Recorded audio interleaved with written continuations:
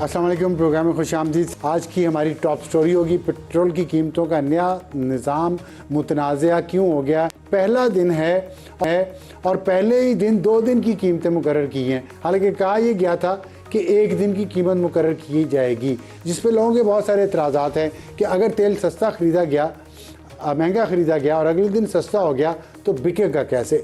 और ये जो नया निज़ाम है बग़ैर किसी प्रैक्टिस के, बग़ैर किसी तजर्बे के अचानक नाफिज कर दिया है, इससे पेट्रोल कंपनियों को कितना मुनाफा मिलेगा और आवाम को कितना नुकसान होगा, इस पर बात करेंगे बैरिस्टर अकील मलिक साहब से, जो वज़ीर ममलकत बराए कानून और इंसाफ हैं, और शफ़ी जान साहब वज़ीर इत्तलात हैं खैबर पख्तूनख्वा के। और उनसे पूछेंगे कि मरियम नौरीन नियाज़ी ने जो ये कहा है कि इंडिया पाकिस्तान को 2 मिनट में ख़त्म कर सकता है, वो उन्होंने ये बात क्यों कही, सही कही या गलत कही। और पाकिस्तान और इंडिया की जो जंग हुई थी 25 मई 2025 में, उसको उन्होंने ड्रामा क्यों कहा।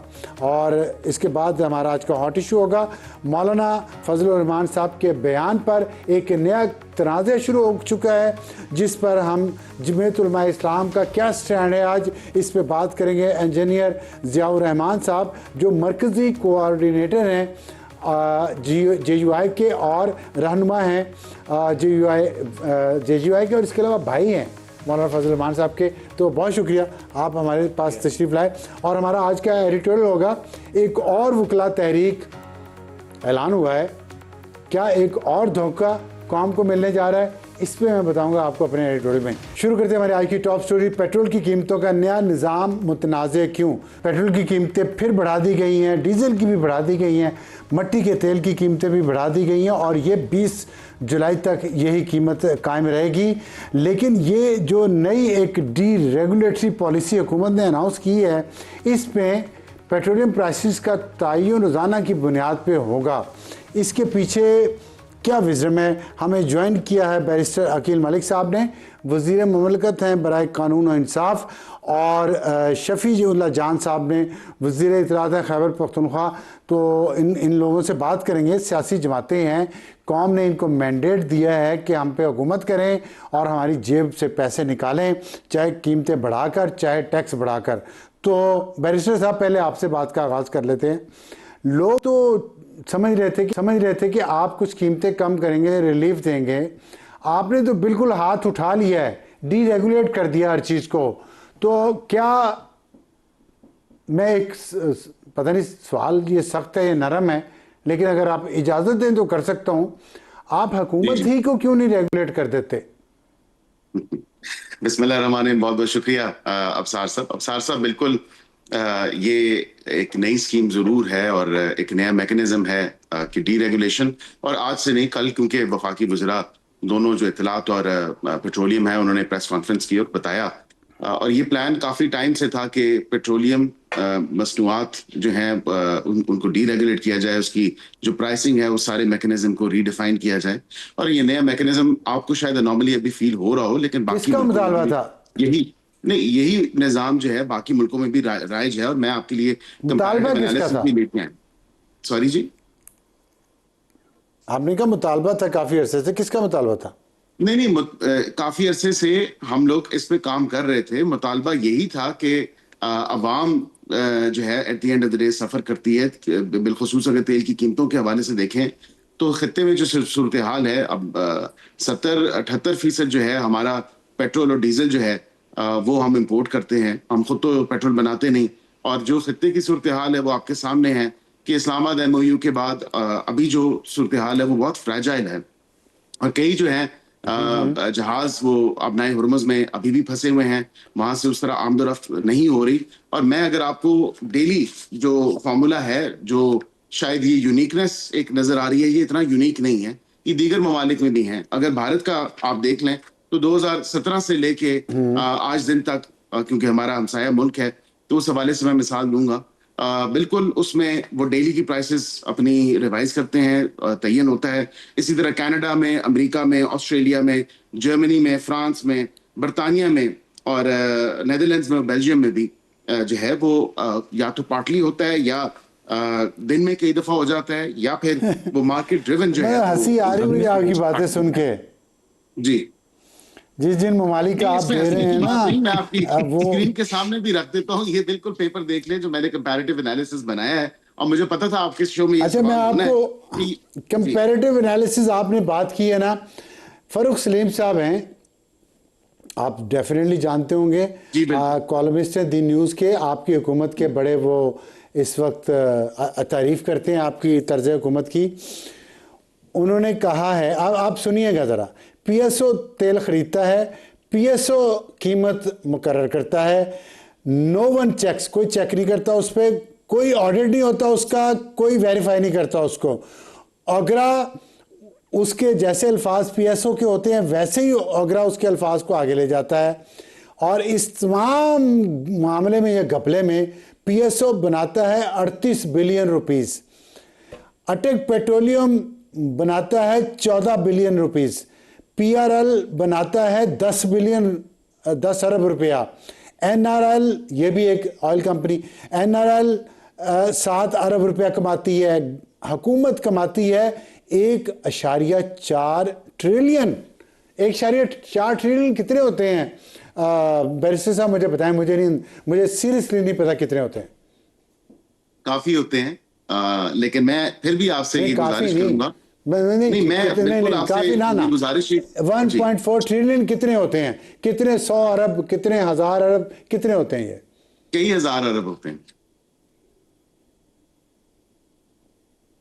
और आखिर का उनका सेंटेंस पता क्या है? 240 मिलियन फाइनेंसेड, जो 24 करोड़ जो अवाम है ना वो पे करते हैं। तो मुझे बताएं अवाम किधर जाएं? इनमें से कुछ हक नहीं था अवाम का कि इनमें से कुछ अवाम को मिल जाता? नहीं बिल्कुल, ये अवाम के ही पैसे हैं, अवाम के टैक्स के पैसे हैं। और मैं ये आपको जरूर बताऊं कि जो स्मॉल और फ्रीक्वेंट चेंजेस हैं ना, एडजस्टमेंट्स हैं, आलमी मंडी के साथ अगर उसमें आप मंसूब करें और आप उसको रेगुलरली अपडेट करें, बजाय इसके कि हफ्ता 2 हफ्ते इंतजार किया जाए, छोड़ देना। आलमी मंडी की मैं बात नहीं कर रहा, आपकी बात ठीक है, मैं कह रहा हूं इतना मुनाफा कमाया है, ये सारा पैसा हुकूमत करती क्या है इस पैसे का? देखिए ये तो उनका कॉलम है, और उन्होंने अगर इस तरह की कोई बात की है तो पावर डिवीजन, पेट्रोलियम डिवीजन है, पेट्रोलियम मिनिस्ट्री है, वो उसमें बिल्कुल बता सकती है। वाज़ेह तौर पे उनको बताना चाहिए कि ये जो बात की गई है फरूख सलीम साहब की तरफ से, या ये हकीकत है, या सच है, या नहीं है, या जो उनकी कैलकुलेशन है, इसको छोड़ दें। 2 सवाल मुझे जवाब दे दें, कौन फैसला करता है इस बात का कि अब दिल्ली हो गया ना, इस बात का फैसला कौन करता है? आज कीमतें ये होंगी, आज वो होंगी। पेट्रोलियम डिवीजन जो है वो बिल्कुल पता है आपको। ठीक है जी, पेट्रोलियम डिवीजन उसको ठीक है। तो ये बताएं, जो पैसा इकट्ठा होता है, आपने हेल्थ फैसिलिटीज़ प्राइवेटाइज़ किए जा रहे हैं, स्कूल को प्राइवेटाइज़ किए जा रहे हैं, सड़कें आप बनाते हैं, हमारे लिए पुल बनाते हैं, हर जगह हम टोल टैक्स अदा करते हैं फिर देते हैं। सिक्योरिटी के लिए प्राइवेट गार्ड्स हमने अपने रखने पड़ते हैं। वैसे यहाँ पे इस्लामाबाद में जो लॉ एंड ऑर्डर की सिचुएशन है वो आपके सामने है। इस्लामाबाद में सफाई का जितना गंदा तरीन मयार आप लोगों ने कायम कर दिया वो आपके सामने है। और मैं बाकी शहरों की बात ही नहीं कर रहा, मैं इस छोटे से कैपिटल की बात कर रहा हूँ जिसकी आबादी 25 लाख है। तो फिर ये पैसा हमारा किधर जा रहा है, बताएं आप। देखिए, लेवी से जो पैसे इकट्ठे होते हैं वो आपको पता है, जाहिर बात है कि आपकी डेट सर्विसिंग भी है, फिर आपकी दीगर जो हैं प्रोजेक्ट्स हैं जो आपको करने होते हैं। हुकूमत देखे ना, मुख्तलिफ किस्म के प्रोजेक्ट्स कर रही होती है। कौन सा? नीलम झेलम 1.5 साल से बंद है, कोई उस पर बात कर रहा है कि हमारा 1000 अरब रुपया लग गया? 1.5 साल से बंद है, कोई ऑडिट, कोई अकाउंटेबिलिटी, कि ये क्या हो क्या रहा है इस मुल्क के साथ?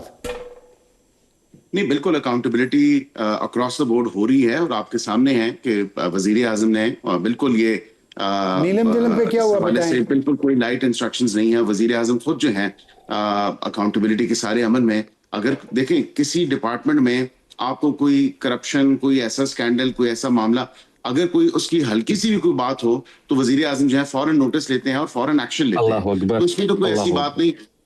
आपने नहीं देखा कि फिल वक्त अल्हम्दुलिल्लाह कोई ऐसी, शफी साहब अल्लाह अकबर के नारे लगा रहे हैं, जरा उनसे पूछ लें। वो तो जाहिर बात है लगाएंगे, क्योंकि केपी में जो हालात है करप्शन के, जो स्कैंडल्स के हालात हैं, वो तो फिर आप पेट्रोल पे ही रहें, पेट्रोल पे रहें केपी। अच्छा शफी साहब, आप शफीउल्लाह जान साहब, आपकी तरफ आ रहा हूँ, आप बताइएगा, आप अल्लाह अकबर के नारे क्यों लगा रहे थे? سب سے پہلے ابصار صاحب آپ کا شکریہ. ابصار صاحب, اس حکومت کے ساتھ اگر کوئی معاشی منصوبہ ہے وہ صرف یہ ہے کہ کسی طریقے سے یہ عام عوام کے پاکستانی کے جیب پہ ڈاکہ کیسے ڈالیں. صرف ایک ہی معاشی منصوبہ ہے ان کے پاس. اب میں کچھ فگرز آج لے کے آیا ہوں اپنے ساتھ. میں نے کوٹ بھی کر رہا تھا کالم کو, لیکن آپ نے خود اس کو کوٹ کر دیا. دیکھیں, پہلی بات یہ ہے کہ ایک تو عدیل صاحب میرے دوست ہیں اور آپ سخت ٹاپکس پہ انہی کو گھیر لیتے ہیں اور بڑی شریف آدمی ہیں. مسئلہ ہمارے یہ بھی ہے دوست کہ ہیں نا, ہمارے بھی دوست ہیں پیارے. یہ ابصار صاحب, اب ایشو یہ ہے کہ عدیل صاحب نے تو آسٹریلیا کی مثالیں دے دی, انڈیا کی مثالیں دے دی, پتہ نہیں کہاں کون کون سے جو ڈیولپڈ کنٹریز ہیں اس کی مثالیں تو دے دی ہیں, لیکن وہ مثالوں سے بات نہیں بنے گی کیونکہ وہاں پہ دوسری چیزیں بڑی ان آرڈر ہیں. یہاں پہ تو جو کہ ہم پشتوں میں کہتے ہیں استر ابا کو, مطلب وہ پرسان حال ہی نہیں ہے کسی چیز کا. دیکھیں اس وقت اس کے نقصانات آپ دیکھ لیں. پاکستان کی 70% آبادی جو ہے, ابصار صاحب 70% آبادی ڈیلی ویجز پہ کام کرتی ہے. وہ روز تازہ مطلب کام کرتے ہیں, ان کو جو بھی ملتا ہے اسی سے گھر وہ چلاتے ہیں. 70% پاکستانی روز کماتے ہیں, روز کھاتے ہیں. اچھا, اس سے کاروباری 70% پاکستانی تو ٹینشن میں انہوں نے ڈال دیا نا کہ روز وہ صبح اٹھیں گے, وہ پیٹرول کی پرائس چیک کریں گے, ان کا جو ایک آرڈر ہے یا جو ان کا جو معاشی پلان ہے, جو گھر چلانے کا سسٹم ہے, وہ پلس مائنس روز کریں گے. اچھا, پھر اس کے ساتھ 45% عوام جو ہے وہ غربت کی لکیر سے نیچے رہ رہی ہے. ان کے لیے ایک اور نئی مصیبت اس حکومت نے کھڑی کر دی ہے. پھر کاروباری حضرات کے لیے بھی اب بڑا ایشو بن گیا ہے, کیونکہ آج بھی یہاں پہ ایک ہمارے جو پیٹرولیم ایسوسی ایشن تھی ان کی میٹنگ تھی, اور وہ بھی یہ کہہ رہے تھے کہ اس سسٹم کے ساتھ ہم نہیں چل سکتے. کیونکہ آپ کو یاد ہوگا پہلے 15 دن کا تھا, پھر ہفتے کا کر دیا گیا. اب جو پاکستان میں جو سیوریج جو نظام ہے پیٹرول کو سیف کرنے کا, وہ بھی میرے خیال 25 سے 30 دن کا ہے. اب جو پیٹرول پمپس والے ہیں وہ روز اس ٹینشن میں ہوں گے کہ پیٹرول اگر ہمارے پاس رہ گیا تو کل کا کیا ریٹ ہوگا. اگر میری ٹینکی میں آج پیٹرول پمپ میں پیٹرول رہ گیا تو کل کا کیا ریٹ ہوگا, پلس ہوگا مائنس ہوگا, تو وہ پیٹرول ہی نہیں منگوائے گا. تو یہ پوری ایک چین کو انہوں نے ڈسٹرب کر دیا. یہ انہوں نے پوری چین کو ڈسٹرب کر دیا. ابصار صاحب, یہ حکومت نہ اہل ہے یہ جواب میں لینا چاہتا ہوں. میں یہ کرپشن کا یہ بڑا اہم پوائنٹ اٹھایا. یہ کرپشن کا ایک نیا راستہ انہوں نے کھول دیا ہے. یہ بیرسٹر صاحب یہ بڑا اہم سوال اٹھایا شفیع جان صاحب نے. ساتھ انہوں نے الزام بھی لگا دیا کہ یہ کرپشن کا ایک نیا طریقہ ہے. مطلب پہلے طریقے کیا کم ہے, یہ ایک نیا طریقہ آ گیا ہے. یہ بات ٹھیک ہے؟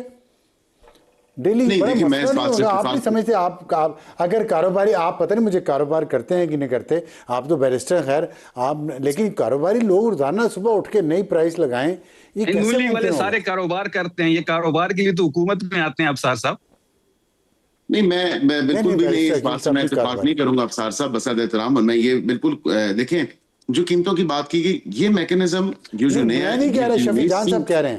جی, میں اسی حوالے سے ان کا بھی یہ میں کنسرن جو ہے وہ ایڈریس کر دیتا ہوں. دیکھیں, جب عالمی منڈی میں قیمتیں بڑھتی ہیں اس حوالے سے, تو پھر یہ نیوٹرل میکنزم ہے. مطلب آپ پھر بوجھ اتنا زیادہ ڈالیں, جب اتنی زیادہ 40-50 روپے بڑھ گئی اس ہجانی کی جو کیفیت ہے, صورتحال ہے خطے کے حوالے سے, اس میں پھر 40-50 روپے ایک دم اگر بڑھے تو کتنا بوجھ آتا ہے. کیا اگلا مہینہ ڈسٹرب نہیں ہوگا؟ اور ہوا اسی طرح. دیکھیں جب ریلیف چلا تو سوری ٹو انٹرپٹ یو. مثلا مجھے یہ بتائیں کہ آج تیل 100 روپے کا 1 لیٹر ہے, میں اگزامپل دے رہا ہوں جی. صبح جب وہ پیٹرول پمپ کھلے گا تو پیٹرول کی قیمت ہوگی 90 روپے. اس کے جو ٹینک میں بھرا پڑا ہے وہ تو اس نے 100 روپے لیا ہے, وہ 90 روپے میں بیچے گا. نمبر 1 تو یہ بات مجھے آپ پہلے بتائیں, اور باقی دوسرے سوال میں بعد میں پوچھتا ہوں. دیکھیں, اب یہی تو بات ہے کہ ہولڈنگ نہ ہو عوام تک. جو سستا پیٹرول ہے, اگر پیٹرول سستا بیچے گا, نہیں, میرا سوال سیدھا ہے, وہ بیچے گا اگر اگلے دن پرائس کم ہوئی اور تو رات کو سے 100 کا خریدا, صبح 90 کا وہ بیچے گا. آپ کا بہت ویلڈ کنسرن اور ویلڈ سوال ہے کہ جس نے 100 پہ خریدا ہے اور اگلے دن قیمت کم اگر ہوئی ہے اور 90 پہ ہے, وہ تو نہیں بیچے گا.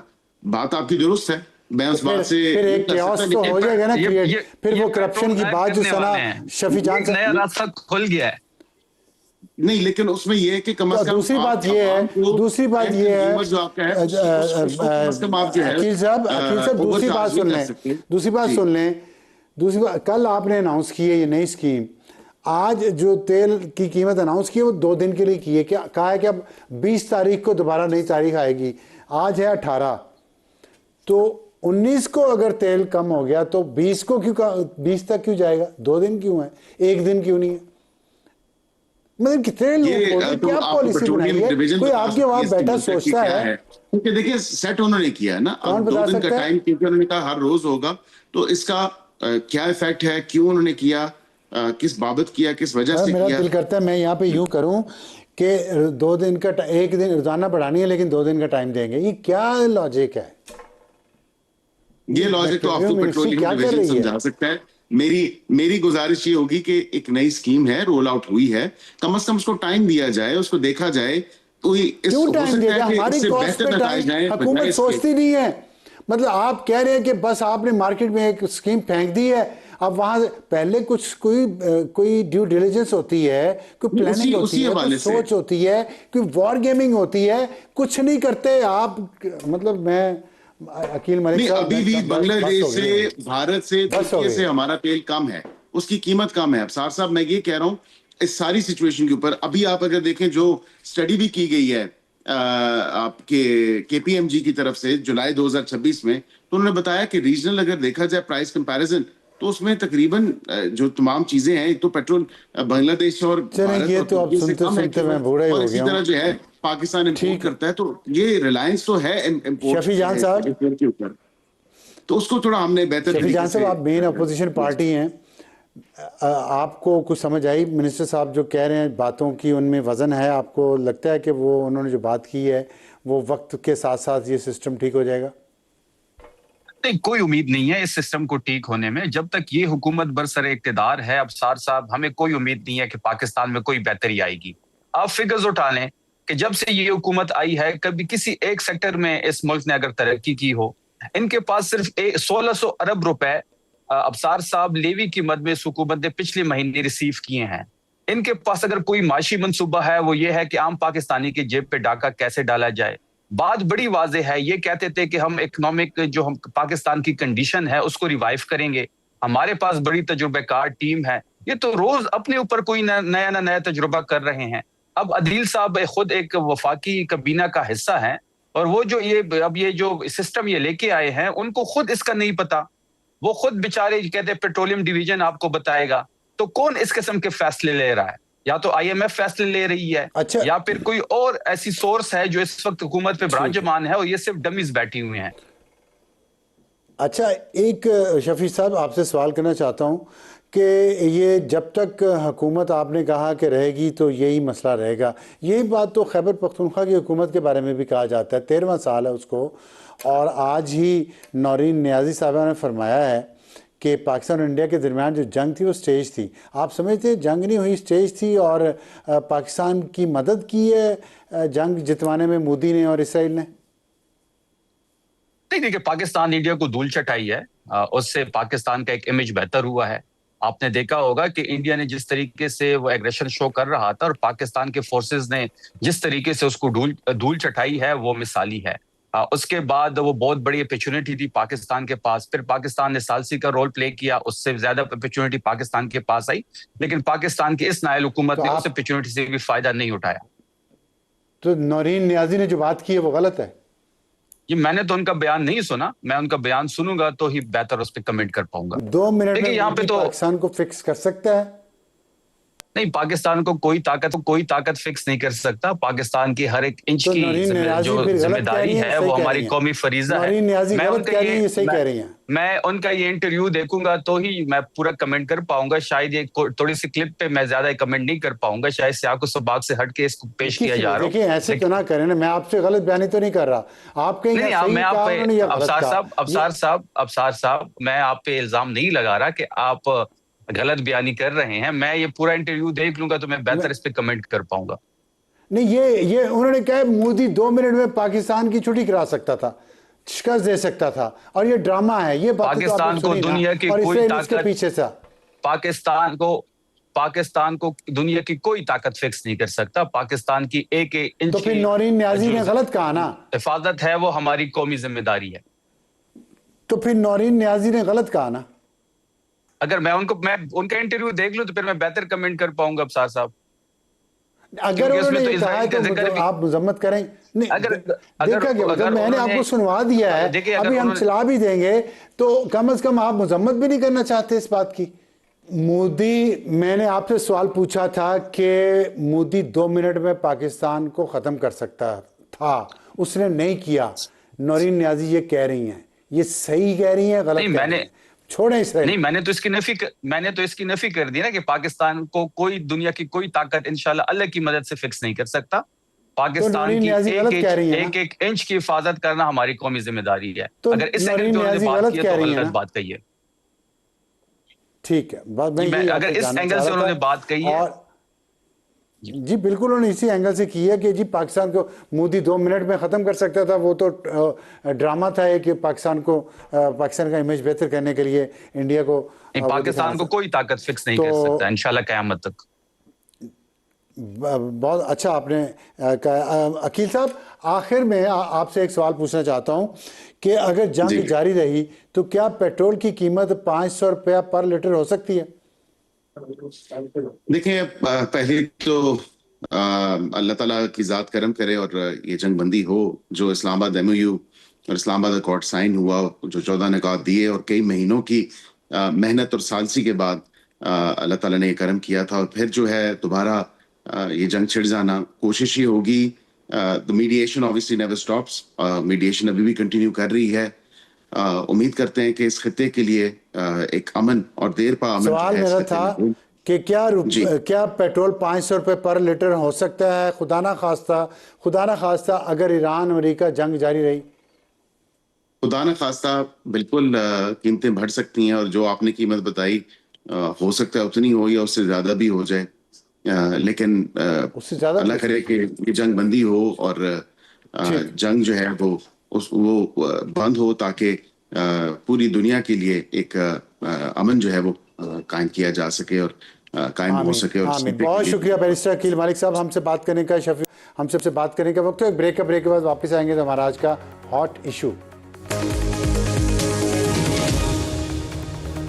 پروگرام میں دوبارہ خوش آمدید. ہاٹ ایشو مولانا کے بیان پر JUI کا سٹینڈ. ہمیں جوائن کیا ہے انجینئر ضیاء الرحمان صاحب نے, مرکزی کوآرڈینیٹر ہیں JUI کے. بہت شکریہ ہمیں جوائن کرنے کا. ہم کل بھی آپ کو لینا چاہ رہے تھے لیکن کل آپ سے رابطہ نہیں ہو سکا. یہ بتائیے گا کہ ابھی پہلے ایک بیان آیا مولانا کا, اس پہ بہت شدید تنقید ہوئی ان پہ. اس کے بعد بیان آیا کہ اگر ہمارے خلاف پروپیگنڈا بند نہ ہوا تو ہم دھرنا دیں گے. تو مجھے ایک چیز سمجھ نہیں آئی, میں وہ جاننا چاہتا ہوں. JUI کا یہ طرز سیاست رہا نہیں جتنا میں مولانا مفتی محمود صاحب کی بات کر لیں, مرحوم کی, مولانا فضل الرحمان صاحب کی میں نے ساری سیاست ان کی تو دیکھی ہوئی ہے. اس طرح کنفرنٹیشنل ہو جانا, ایک بالکل ایکسٹریم پوزیشن لے لینا, یہ کیوں ہوا ہے؟ بہت شکریہ اسار بھائی. آپ کے پہلا سوال وضاحت طلب ہے, اس پہ تھوڑی سی میں ضرور وضاحت دوں گا. اور آپ کا دوسرا سوال بالکل آپ نے صحیح انالیسس کیا ہے جمعیت علماء اسلام اور اس کی تاریخ کا. جمعیت علماء اسلام ہمیشہ سے پرتشدد سیاست کی کبھی بھی حامی بالکل نہیں کیا, نہ قیام پاکستان سے پہلے نہ قیام پاکستان کے بعد. اب کیوں یہ کال دے دی؟ اب یہ ایک کال جس کو آپ کال کہہ رہے ہیں, اس میں ایک لفظ استعمال ہوا ہے. ہم سیاسی لوگ ہیں, سیاسی کارکن ہیں, اور ہم اس کو سیاسی لب و لہجے کے ساتھ لیتے ہیں. افسر بھائی, آپ نے خود دیکھا مولانا فضل الرحمان صاحب کے بیان سے آپ کو اختلاف ہو سکتا ہے, ان کے لب و لہجے سے آپ کو اختلاف ہو سکتا ہے, ان کے الفاظ سے آپ کو اختلاف ہو سکتا ہے. گو کہ ہم یہ سمجھتے ہیں کہ ان الفاظ کو صحیح معنی میں اخذ نہیں کیا, سیاق و سباق سے ہٹ کر اخذ کیا گیا ہے. اس پر میں وضاحت ضرور دوں گا. لیکن یہ کہ اس کے جواب میں پھر ہماری حکومت کے ٹرولز وہ مولانا فضل الرحمان صاحب کو گالیاں دینے لگ جائیں, وہ مولانا فضل الرحمان صاحب پر غداری کے فتوے لگانے لگ جائیں, اس سے مولانا فضل الرحمان صاحب پر غداری کے فتوے لگانے لگ جائیں کہ جو مولانا فضل الرحمان صاحب یہ بیان دیتے ہیں کہ اگر ہماری افواج کو ضرورت پڑی تو جمعیت علماء اسلام کا ایک کارکن جو ہے وہ پاکستان کی حفاظت کے لیے ان کے ساتھ شانہ بشانہ لڑے گا, اس مولانا فضل الرحمان صاحب پر غداری کے فتوے لگاتے ہیں. جس مولانا فضل الرحمان صاحب نے مذہبی طبقے کو شدت پسندی کی طرف جانے سے بچاتے ہوئے ان کے ہاتھ سے بندوق چھینی ہے اور ان کو پاکستان کے آئین اور قانون کی طرف جو ہے وہ متوجہ کیا ہے. جی بالکل. دیکھیں آپ کی بات میں سمجھ رہا ہوں, لیکن جتنا ریئیکشن آپ جن کی باتوں پہ دے رہے ہیں وہ تو اہم لوگ نہیں ہیں. اس سے بہت زیادہ گندی غلیظ گفتگو عمران خان کے سپورٹرز مولانا فضل الرحمان کے خلاف دہائیوں تک کرتے رہے ہیں، لیکن مولانا صاحب نے کبھی عمران خان کے گھر کے سامنے یا ان کے ہیڈ کوارٹر کے سامنے ایسا دھرنا دینے کی کبھی کوئی دھمکی نہیں دی. دیکھیں ابھی کیا ہوا ایسا، دیکھیں ٹرولز تو ٹرولز ہیں نا، غصہ مجھے بھی آتا ہے، لیکن مولانا کا قد کاٹ کیا ہے، ان کا علم کا مقام کیا ہے، جب وہ بولتے ہیں تو لوگ سنتے ہیں، توجہ سے سنتے ہیں. وہ اتنا ریئیکشن کیوں انہوں نے کیا؟ افسر بھائی بات یہ ہے کہ عمران خان ہیں، نواز شریف صاحب ہیں، آصف علی زرداری صاحب ہیں، بلاول صاحب ہیں، کوئی ہمارے ملک کا سیاستدان ہے، وہ سیاستدان ہیں، ان کے ساتھ میرے سیاسی میدان میں لڑائی ہو سکتی ہے، مخالفت ہو سکتی ہے، وہ میرے پر ذاتی حملے بھی کر سکتے ہیں، سیاسی حملے بھی کر سکتے ہیں، ہم اسی حساب سے ان کے ساتھ بات کریں گے. میں تو ریاست کی بات کر رہا ہوں، میں تو اس ریاست کی بات کر رہا ہوں جس ریاست کے ساتھ جمعیت علماء اسلام کا ایک ایک کارکن کھڑا ہے. میں تو اس ریاست کی بات کر رہا ہوں کہ جس ریاست کے ساتھ جمعیت علماء اسلام کی وابستگی یہ ہے کہ آئین اور قانون کے ساتھ لوگوں کو وابستہ کرتے ہوئے خود پر خودکش حملے جھیلے ہیں. اس ریاست کی بات کر رہا ہوں جس کو آج آپ نے بھی اپنے ٹویٹ میں مخاطب کرتے ہوئے کہا ہے، تو میں اس ریاست کی بات کر رہا ہوں. میرا سوال یہ نہیں تھا، میرا سوال یہ تھا کہ اگر آپ نے کہا سیاق و سباق سے ہٹ کر ان کی بات کو پریزنٹ کیا گیا مولانا کی، اور اس سے لوگوں کی دل آزاری اگر ہوئی ہے تو دل آزاری پہ تو معذرت بنتی ہے نا. دیکھیں میں آپ کو ایک ایگزامپل دیتا ہوں. آپ کی جماعت کے اسٹیبلشمنٹ سے، حکومت سے اختلافات ہو سکتے ہیں، لیکن ایک سپاہی جو بارڈر پہ کھڑا بندوق سے ہمارے ملک کی حفاظت کے لیے جان قربان کر رہا ہے، اس کا تو کوئی قصور نہیں ہے نا، اس سے تو اختلاف بھی نہیں، ٹھیک ہے نا. تو لیکن یہ بات تو اس کو بھی تکلیف، تو اس کو دل آزاری تو اس کی ہوئی نا، تو اس کی دل آزاری کے لیے بھی نہیں آپ معذرت کریں گے؟ افسر بھائی دیکھیں، یہ جو بات آپ نے کی ہے یہ مولانا فضل الرحمان کے بیان میں سرے سے موجود نہیں. لیکن آپ لی تو ایسے ہی گئی ہے نا. تنخواہ جب آپ کریں گے تنخواہ تو سارے لیتے ہیں. میں اسی کی طرف آتا ہوں، دیکھیں بڑا پن ہے نا کہ اگر کسی کی دل آزاری ہوئی ہے، میں اس کی طرف بھی آتا ہوں. مسجد ٹا دے، مندر ٹا دے جو کچھ ٹہندا ہے، پر کسی طرح دل نہ ٹاویں، رب دلان وچ رہندا ہے. یہ بلے شاہ نے کہا ہے. آپ نے ان لوگوں کا دل تو دکھایا ہے نا. سر ہم نے نہیں دکھایا، میں ٹاپ کی بات نہیں کر رہا. نہیں میں ہم نے نہیں دکھایا، ان لوگوں نے دکھایا ہے جن لوگوں نے مولانا فضل الرحمان صاحب کے بیان کو غلط اخذ کر کے، اس کی غلط تشریح کر کے قوم تک پہنچا کر ان کا دل دکھایا ہے، وہ معافی مانگے. بنیاد بنی نا، غلط بنی، مانتا ہوں. آپ کہہ رہے ہیں کہ عمارت غلط کھڑی کر دی گئی، کچھ نیچے ریزہ ذرہ تھا نا، رائی کا پہاڑ بنا نا. تو اس رائی کے پہاڑ کے لیے اگر آپ دل آزاری کے لیے کہہ دیں ان لوگوں کو، تو آپ کی انا کا مسئلہ تو نہیں ہونا چاہیے. آپ ایک مومن کوئی انسان انا کا مسئلہ نہیں ہے، کوئی انا کا مسئلہ نہیں ہے. مسئلہ یہ ہے کہ ہم یہ کہتے ہیں کہ پاکستان میں کسی بے گناہ سے اس سے کہ ناکردہ گناہ منوانے کا اور اس پہ معافیا منگوانے کا ٹرینڈ بہت پرانا ہو گیا ہے. جنہوں نے یہ اخذ کرنے کا گناہ کیا وہ معافی مانگے کہ ہم نے مولانا صاحب کے بیان کو غلط اخذ کیا ہے، اس کی غلط تشریح کی ہے، اور اس سے ان نوجوانوں کی، ہمارے فوجی جوانوں کی دل آزاری ہوئی ہے، ہم اس پہ معافی مانگتے ہیں. ان سے بھی معافی مانگتے ہیں، مولانا صاحب سے بھی معافی مانگتے ہیں. یہ تو پھر انا کی جنگ ہوئی کہ پہلے وہ کہیں پھر ہم کہیں گے. مولانا تو بڑے ہیں ان چیزوں سے، ہم منبر رسول پہ بیٹھتے ہیں. آپ ابصار بھائی آپ میرے بڑے ہیں، جب آپ نے ایک گناہ نہیں کیا، آپ نے کوئی غلطی نہیں کی، تو آپ مجھ سے کہیں گے تو میں نے غلط کچھ کیا نہیں، تو میں کس بات کی معافی نہیں. اگر میری کسی بات کو کسی نے غلط سمجھا اور اس کی دل آزاری ہو گئی تو میں دل آزاری کی تو معذرت کروں گا، اور پھر کہوں گا کہ جی میں نے بات یہ نہیں تھی، یہ تھی. اس کی وضاحت میں ان الفاظ میں آپ کے سامنے کر دوں کہ جمعیت علماء اسلام ہر شہید کو اپنی آنکھوں کا نور اور اپنے سر کا تاج سمجھتی ہے. جمعیت علماء اسلام خود کو شہیدوں کا وارث سمجھتی ہے.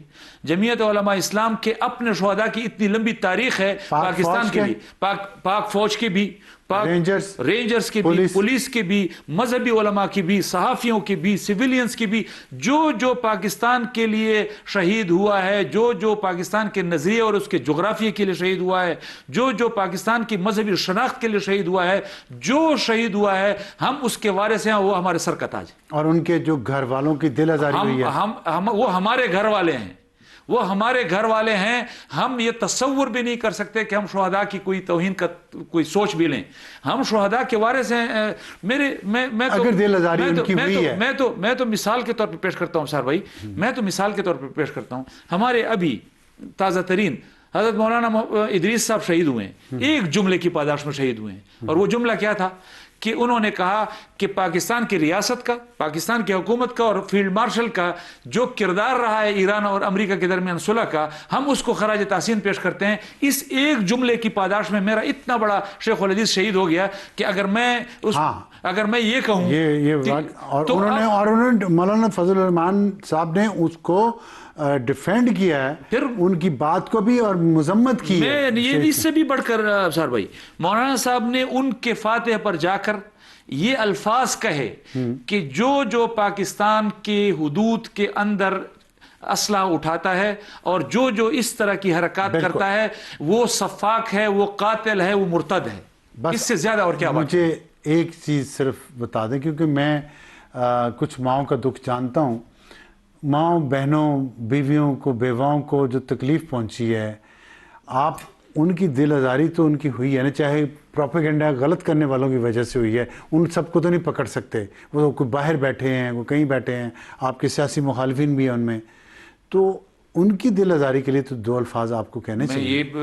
معذرت اگر آپ اگر آپ کے الفاظ سے غلط فہمی ہوئی ہے تو دل آزاری ہوئی ہے, تو تب بھی میرا مطالبہ پھر بھی افسر وہی ہے کہ جن لوگوں کی وجہ سے دل آزاری ہوئی وہ معافی مانگے. تو جو الفاظ شروع وہیں سے ہوئے نا, جن کو مس انٹرپریٹ کیا گیا, وہ تو مولانا صاحب وہ نہیں. مولانا صاحب نے بالکل صاف بات کی ہے افسر بھائی. مولانا صاحب نے کہا, میں صرف 1 منٹ آپ کا لوں. مولانا صاحب نے کہا کہ ہم تو بلوچ بیلٹ کو رو رہے تھے, اب تو پشتون بیلٹ میں ہم 50 جنازے ایک دن میں اٹھا رہے ہیں. ہم تو بازار اس لیے جاتے ہیں کہ ہم کفن خریدیں گے, ہم تو بازار اس لیے جاتے ہیں کہ تابوت خریدیں گے. ہمارا بچہ سکول نہیں جا سکتا کہ میں واپس اپنے گھر پہنچ سکوں گا یا نہیں. ہمارا مزدور جو ہے مزدوری کے لیے نہیں جا سکتا کہ میں بحفاظت گھر واپس آؤں گا یا نہیں. ہم تو لاشیں اٹھا کر تھک گئے ہیں. کیا ہم نے اس ملک میں اس لیے رہنا ہے کہ ہم نے خون دینا ہے اور پھر خون دے کر ہم نے یہاں پر بسنا ہے, اور پھر ہمیں کہا جاتا ہے کہ جی آپ اگر شہید ہو رہے ہیں تو ہم بھی تو شہید ہو رہے ہیں. تو میں ان کو کہہ رہا ہوں کہ آپ کو تو آئین اور قانون نے وردی پہنائی ہے, آپ کو تو آئین اور قانون نے اس کی تنخواہ دی ہے, آپ کو تو آئین اور قانون نے بندوق پکڑائی ہے, آپ کو تو آئین اور قانون نے اس دہشت گردوں کے خلاف لڑنے کا لیجیٹمیسی اور اس کا اختیار دیا ہے, اور آپ مجھے کہہ رہے ہیں کہ آپ اٹھو اور آپ لشکر بناؤ اور آپ لڑو. تو میں کیوں لڑوں؟ کبھی وقت آتا ہے نا ایسا, تو اس وقت قوم پیچھے تو نہیں رہتی. میں دیکھیں, میں یہ بات لمبی ہو جائے گی. جی, آپ کی جماعت سے ایسوسیٹڈ لوگ, آپ لوگ ان کو افغانستان جہاد میں کیوں بھیجتے رہے جبکہ انہوں نے وردی نہیں پہنی ہوئی تھی؟ جب انہوں نے آئین اور قانون, میں ایسے دیکھیں, میں نے کہا نا میں لمبی بات نہیں کرنا چاہتا, لیکن دیکھیں ہم بات ہے ہمیں افہام و تفہیم سے اس ملک کو آگے لے جانا ہے. اگر ہم اپنی پوزیشن پہ اڑے رہیں گے تو ملکی مفاد کا نقصان ہے نا. تو اس بات کو ختم کر کے آگے بڑھنا چاہیے, یا آپ دھرنا دیں گے؟ میری بات کی اسپرٹ نہیں آپ سمجھ رہے. میں سمجھ گیا. ہم حیدری صاحب کی اس بات کا ایک مطلب تھا, آپ اگر ان کی وہ آڈیو سنیں کہ اگر مولانا فضل الرحمان صاحب نے حکم دیا تو ہم جائیں گے, اگر کے ساتھ کیا. اور مولانا فضل الرحمان صاحب اتنا سخت بیان عبدالغفور حیدری صاحب کا آج تک عمران خان کے خلاف تو نہیں آیا. میں اس لیے کہ کبھی ریاست نے منظم انداز میں اس طرح کسی کی کردار کشی کیا ہے. عمران خان جب ریاست میں پرائم منسٹر تھے تو اس سے زیادہ منظم انداز میں کیا گیا ہے, حملے بھی ہوئے ہیں. لیکن انہوں نے تو پھر جو کچھ کیا وہ آپ کو معلوم ہے, اور ہم تو نہیں کر رہے. میں یہی کہہ رہا ہوں, تو اب آپ کا کیا ہے پلان؟ جو میں نے ہمارا پلان یہ ہے کہ ہم پاکستان کی حدود کے اندر پاکستان اور آئین اور قانون کے مطابق سیاست کریں گے. ہم پاکستان کے آئین اور قانون سے ایک قدم بھی باہر نہیں. آپ نہیں سمجھتے کہ اس تلخی کو, یا جو تلخی کہنا چاہیے, اس کو کم کرنا چاہیے؟ اس وقت جو ملک کے حالات ہیں, خاص طور پہ آپ کی جماعت جس کا ایک رول ہے پاکستان کی آئینی تاریخ میں, یہ شاید لوگوں کو نہیں پتہ ہوگا, جمہوری تاریخ میں, سیاسی تاریخ میں. میں آپ کی بات کے ساتھ 100% نسل در نسل, بالکل میں آپ کی بات کے ساتھ 100% متفق ہوں, اور میری یہ تجویز ہے. آپ نے پاکستان کی حفاظت کی بات کی ہے, ہم نے تو پہلے کہا ہے کہ ہم فرنٹ لائن پر لڑیں گے. نہیں, یہ باتیں بیٹھ کے بھی تو ہو سکتی ہیں. وہی میں اس کی طرف جلسوں میں تو نہیں ہوگی نا. میں اسی کی طرف آ رہا ہوں کہ یہ تقریر مولانا صاحب نے پارلیمنٹ کے فلور پر کی. آپ اس جلسے سے ہفتہ پہلے کہ مولانا صاحب کی پارلیمنٹ کی تقریر سن لیں. یہ مولانا صاحب نے پارلیمنٹ کے فلور پر کی, کسی کے کان پر جون تک نہیں رہی. جب مولانا صاحب کو آپ عوام میں ان کو جانے نہیں دیتے, جب وہ عوام میں جاتے ہیں تو پھر آپ اس کا بلیک آؤٹ کرتے ہیں. تو مولانا صاحب کی میری یہ تجویز ہے کہ آپ آئیں, مولانا صاحب کے ساتھ بات کریں, ان سے پوچھیں کہ آپ کے تحفظات کیا ہیں. مولانا صاحب اس پاکستان اور کے نظریوں اور اس کے جغرافی کے محافظ ہیں, وہ آپ کے ساتھ بیٹھ کر یہ طے کریں. دھرنا ہوگا کہ نہیں ہوگا؟ میرے خیال میں مجھے تو ایسی فی الحال کوئی ایسی وہ نظر نہیں آ رہی, ایسی کوئی بات نظر نہیں آ رہی, اور اگر ہوگی بھی تو ہم کبھی اس سے پیچھے نہیں آئیں. یہ وہ پھر استقبال بھی کیا ہے. چلیں اچھا کہ دھرنا آپ نے کہہ دیا نہیں ہوگا. بہت شکریہ ہم سے بات کرنے کا ضیاء الرحمان صاحب. اور وقت ہمارے پروگرام کا بالکل ختم ہو رہا ہے. ایڈیٹوریل ہم نے کرنا تھا, لیکن آپ کو صرف یہ بتا دوں کہ ایک اور وکلا تحریک کی جو بات ہو رہی ہے, ہم دھوکہ کھا چکے ہیں. یہ اس سر میں 14 ٹانکے لگے تھے پچھلی وکلا تحریک میں, جب سب لال مسجد آپریشن ہو رہا تھا. مرنے سے میں تب بھی بچا تھا. یہ تحریکیں جو ہوتی ہیں نا پرتشدد سڑکوں پہ لوگوں کو لا کے, یہ سب منافقت ہے, سیاست بازی ہے, اور لوگوں کا اپنا اپنا ذاتی مفاد چمکانے کا طریقہ ہے. پچھلی وکلا تحریک میں نام لے سکتا ہوں ججز کا اور وکلا کا, جو اس تحریک کے نتیجے میں اربوں پتی بن گئے, اور جو ساتھ چولی چک تھے وہ جج لگ گئے, اور پھر وہ سپریم کورٹ کے ججز تک پہنچے, اور میڈیا کے لوگوں نے کیا کیا بنایا, اور ججز نے کیا, اور وکیلوں نے کیا کیا بنایا. تو اس قوم کو معاف کریں اس دوسری وکلا تحریک سے. ابھی پہلے والے کے جو نتائج ہیں وہ ہم بھگت رہے ہیں, اور میں نے آپ کو اپنا بتا دیا. سما کا ہی ایک کیمرہ مین یہیں شہید بھی ہوا تھا, اور ایک اور بھی زخمی ہوا تھا, اور بہت سارے لوگ زخمی ہوئے تھے, بہت سارے لوگ شہید بھی ہوئے تھے. اس تحریک میں ملا کچھ نہیں. مائیں اپنے بچوں کو روتی رہیں, اور وکیل ہو گئے ارب پتی. ایک اور وکلا تحریک مت شروع کریں گے. آج کے لیے اتنے. خدا حافظ.